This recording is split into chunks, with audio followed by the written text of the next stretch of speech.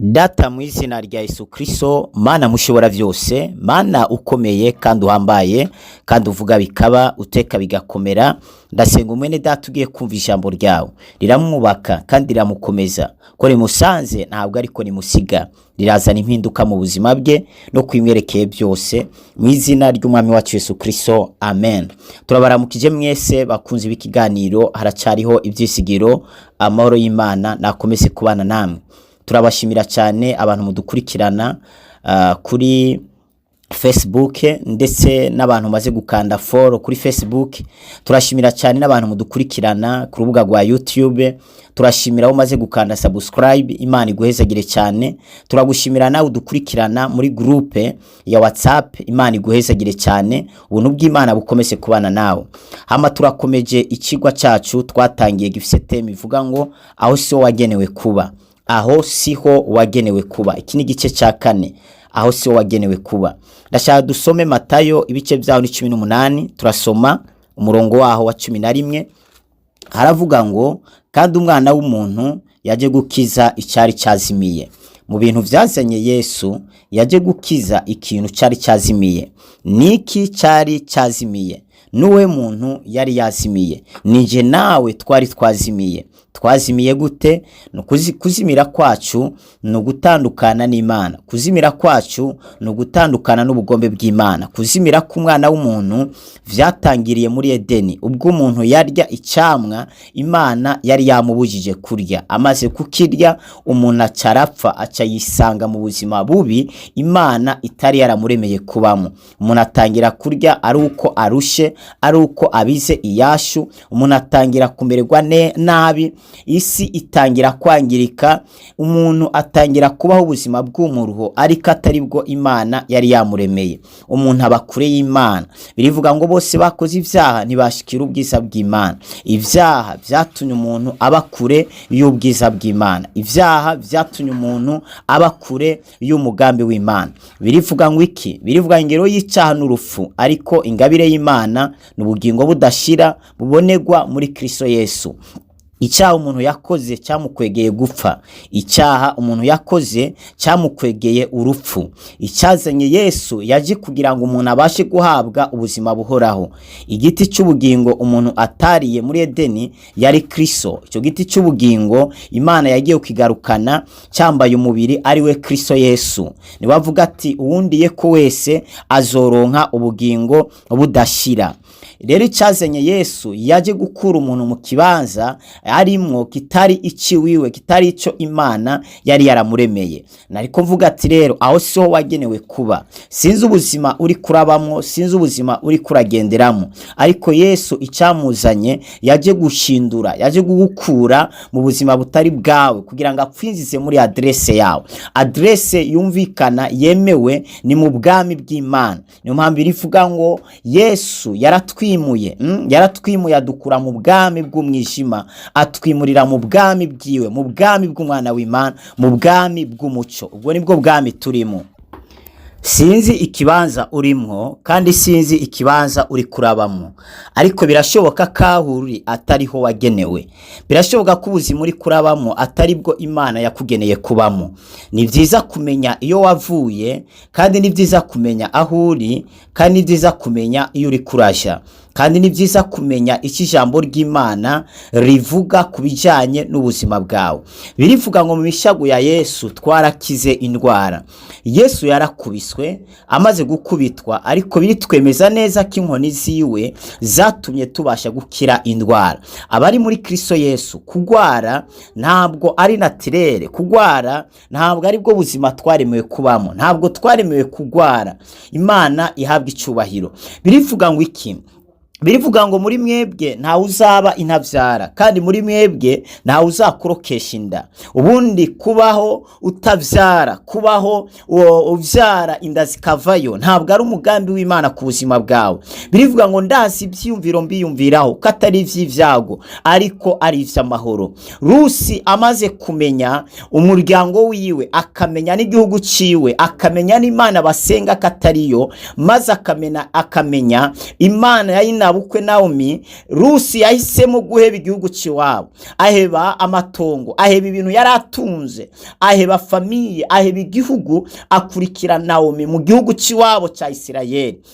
Imana ihabwa icubahiro. Kandi amaze kuva iwabo akaja mu gihugu ca Isirayeli, birivuga ngo yaharonkeye umugabo yari yarabuze, yaharonkeye umugabo yamuhojeje amarira, yaharonkeye itunga, aharonkera ubwene gihugu. Uko niko ishengero dutegerezwa guheba byose, tugaheba isi, tugaheba n'ibirimwo, tugaheba byose, maze tugakurikira Kristo. Imana ihabwe icubahiro.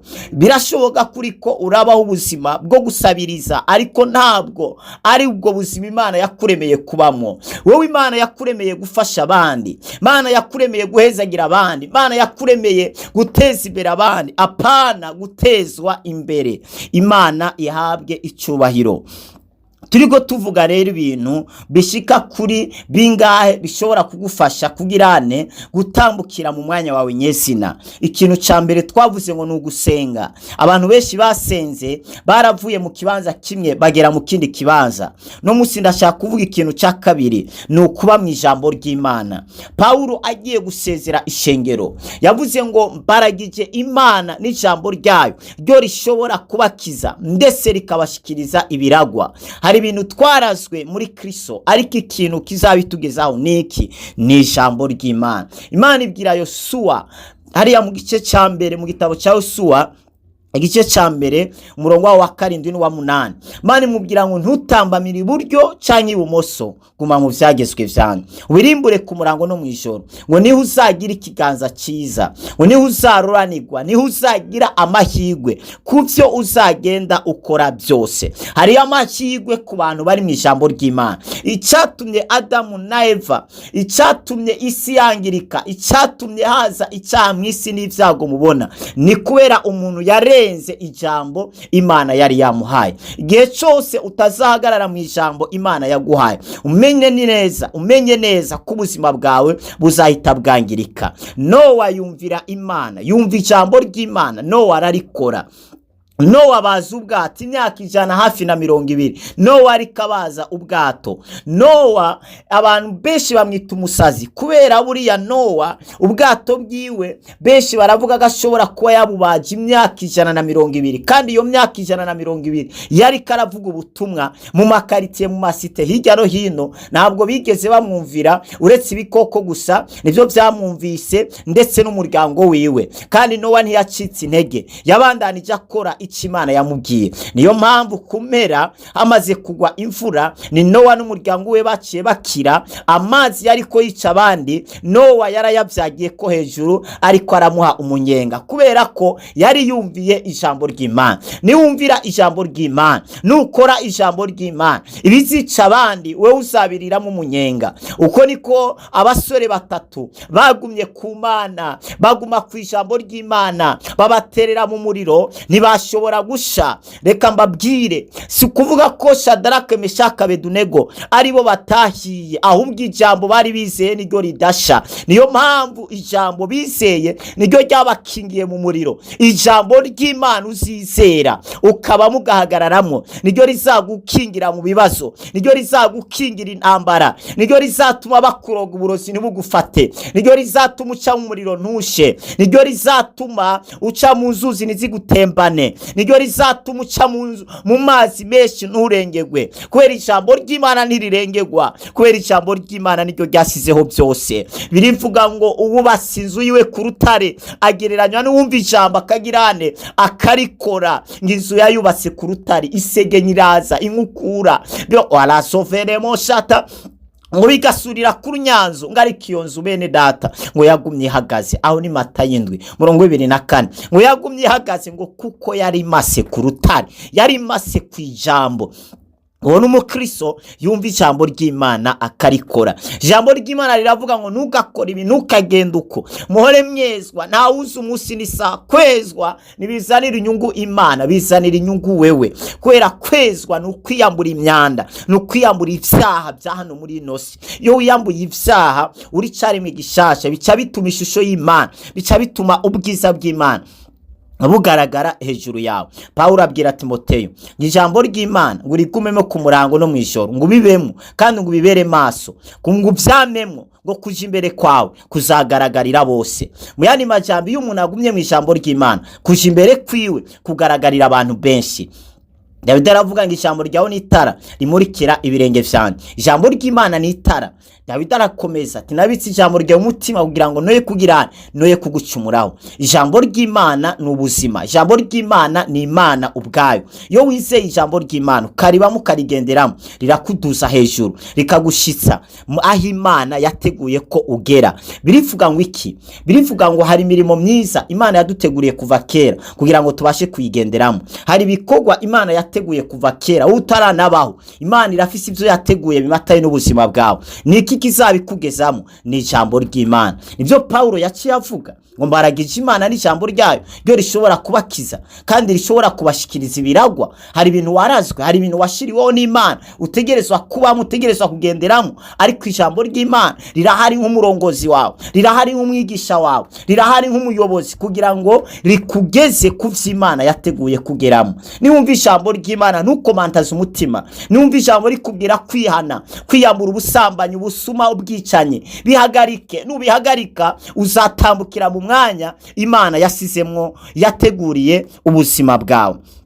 Reka ndangirize kuri kinyene cya kabiri, ni ukuba mu ijambo ry'Imana. Nuba mu ijambo ry'Imana nta kintu kiza kunyiganza. Nuba mu ijambo ry'Imana ukarigenderamo, rizakuduza rikumadike mu kibanza cyiza Imana yateguye kubw'ubuzima bwawe. Imana iguhezagire cyane. Data, turagushimiye kubw'ijambo ryawe, uryumvishije riramwubatse kandi riramukomeje. Zana impinduka hejuru ubuzima bwiwe. Abagwaye nibakire, ababoshe nibabohoke, babise imitwaro reka babere inyishu, inzira ziyugaye ziyugurure. Abateguye ingendo zipfa reka bazitegure zikunde mu izina rya Yesu. Abatavyara nibavyare mu izina ry'Umwami Yesu Kristo. Utagira akazi ndamusengeye ugukwezi kurahera afite akazi mu izina rya Yesu. Udandaza homba, dukuyeho inyatsi n'imivumo vyatuma homba mu izina ry'Umwami Yesu. Amen. Mani bahezagire cyane. Reka ngusabe ukande subscribe nimba uri kuradukurikirana uri ku rubuga rwa YouTube, nimba uri kuradukurikirana uri muri groupe, reka ngusabe gusangiza abandi ino jambo ry'Imana. Nimba udukurikirana uri kuri Facebook, reka ngusabe gukanda follow kugira ngo igihe cyose duzize ikiganiro uzaba wa mbere ugikurikirana. Imana iguhezagire cyane. Mwari kumwe na Apostle wa Kristo Glory Shine. Urifuza gusengerwa, ufise umutwaro, twakure kuri no nimero plus 257 65 77 339. Mwarahezagiwe cyane.